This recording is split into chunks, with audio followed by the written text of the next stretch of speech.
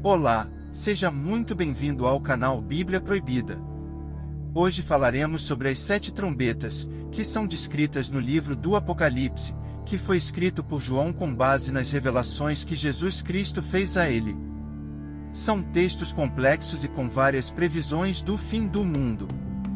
Destacamos aqui a passagem do capítulo 8, versículos 6, 9 ao 19 e 11, do 15 ao 19, que menciona que as 7 trombetas são o conteúdo do julgamento do 7º selo, em que o 7º selo convoca os anjos que tocam as trombetas. Os julgamentos anunciados pelas 7 trombetas acontecerão durante o período da tribulação no fim dos tempos, e pelo descrito nas suas passagens, será o dia do julgamento final. Destaco que esses textos não podem ser lidos e interpretados na sua literalidade, ou seja, no que está exatamente escrito, pois foram escritos com muitos simbolismos e referências às suas convicções e várias passagens no tempo. Agora veremos o significado de cada trombeta, e fazer uma análise dos fatos. Não deixe de assistir e se gostou, se inscreva e deixe um comentário para sabermos sua opinião. E também deixe um like para mostrar ao YouTube que você gostou do vídeo. Então os 7 anjos, que tinham as 7 trombetas, prepararam-se para tocá-las. O primeiro anjo tocou a sua trombeta, e granizo e fogo misturado com sangue foram lançados sobre a terra. Foi queimado 1/3 da terra, 1/3 das árvores e toda a relva verde. Apocalipse, capítulo 8, versículo 7. Aqui fica claro que foi um aviso para a humanidade para que se arrependa, pois em uma situação dessas, a vida na Terra teria dificuldades em se manter, mas não seria extinta, talvez uma parte da vida, mas não toda. O segundo anjo tocou a sua trombeta, e algo como um grande monte em chamas foi lançado ao mar. 1/3 do mar transformou-se em sangue, morreu 1/3 das criaturas do mar e foi destruído 1/3 das embarcações. Apocalipse, capítulo 8, versículos 8 e 9. Mais uma vez o texto se refere a uma terça parte, ou seja, não seria a destruição completa. Fazendo uma análise do texto pode-se imaginar muitas coisas, grandes tsunamis que destruiriam boa parte da vida costeira, com embarcações descritas ou mesmo uma proliferação de algas que intoxicaria a vida marinha. O terceiro anjo tocou a sua trombeta, e caiu do céu uma grande estrela, queimando como tocha, sobre 1/3 dos rios e das fontes de águas. O nome da estrela é Absinto. Tornou-se amargo 1/3 das águas, e muitos morreram pela ação das águas que se tornaram amargas.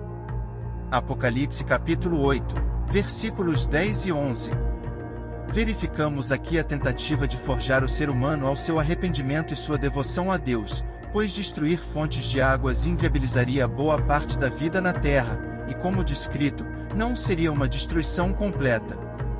Causa estranheza a estrela caindo sobre os rios, pois temos uma grande variedade de rios pelo mundo, onde apenas uma estrela ou, no caso, um meteoro, não atingiria boa parte dos rios. O quarto anjo tocou a sua trombeta, e foi ferido 1/3 do sol, 1/3 da lua e 1/3 das estrelas, de forma que 1/3 deles escureceu. 1/3 do dia ficou sem luz, e também 1/3 da noite. Apocalipse capítulo 8, versículo 12. Novamente 1/3 prevalece nos textos, e essa descrição de ferir os astros pode levar a uma análise científica de eclipses lunares e solares. Não há, pelo menos que saibamos, a possibilidade de eclipses em sequências da Lua ou do Sol, o que nos traz uma dúvida de como seria esse ferimento nos astros descritos no texto. Enquanto eu olhava, ouvi uma águia que voava pelo meio do céu e dizia em alta voz: Ai, ai, ai dos que habitam na terra, por causa do toque das trombetas que está prestes a ser dado pelos 3 outros anjos. O quinto anjo tocou a sua trombeta, e viu uma estrela que havia caído do céu sobre a terra. A estrela foi dada a chave do poço do abismo. Quando ela abriu o abismo, subiu dele fumaça como a de uma gigantesca fornalha. O sol e o céu escureceram com a fumaça que saía do abismo. Apocalipse capítulo 8, versículo 1 e 2.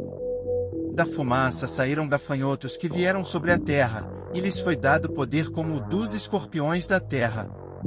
Eles receberam ordens para não causar dano nem à relva da terra, nem a qualquer planta ou árvore, mas apenas aqueles que não tinham o selo de Deus na testa. Não lhes foi dado poder para matá-los, mas sim para causar-lhes tormento durante 5 meses. A agonia que eles sofreram era como a da picada do escorpião.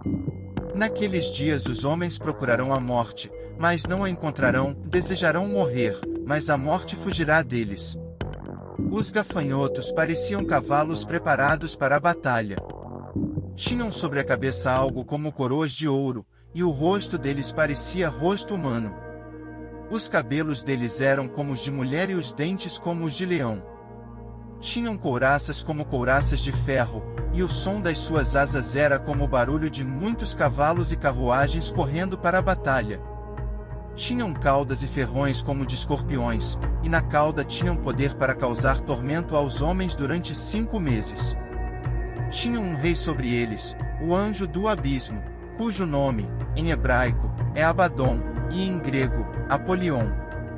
Interessante essa passagem que não fala mais em 1/3 e sim em uma catástrofe global, de proporções apocalípticas.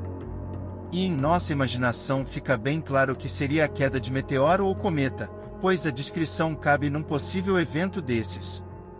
Dessa vez se descreve criaturas que vieram atormentar o homem, trazendo sofrimento e dor. Eram como se fossem um exército da maldade, com criaturas longe das nossas imaginações, que trazem medo, destruição e sofrimento. Aqui fica claro que o não arrependimento dos homens traria um sofrimento inimaginável. O 6º anjo tocou a sua trombeta, e ouvi uma voz que vinha das pontas do altar de ouro que está diante de Deus.